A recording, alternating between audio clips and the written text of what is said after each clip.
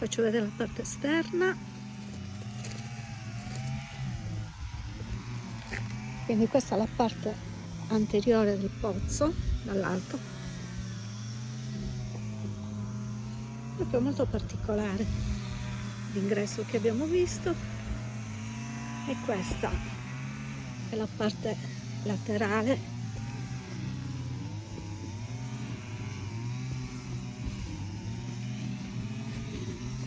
la parte terminale tondeggiata, e qua saliamo sopra.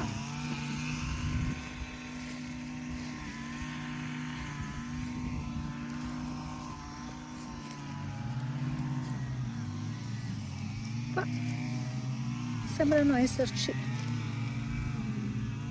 delle iscrizioni.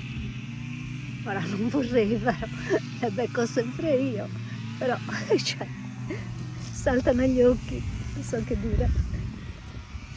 E qua siamo nella parte alta del pozzo. La faccio vedere dall'alto. Eccolo qua, una forma quadrata particolare, che bello.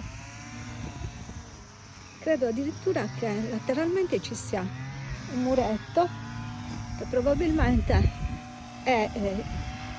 rappresenta i resti della vecchia chiesa di San Salvatore, però credo che debba essere ancora scavato.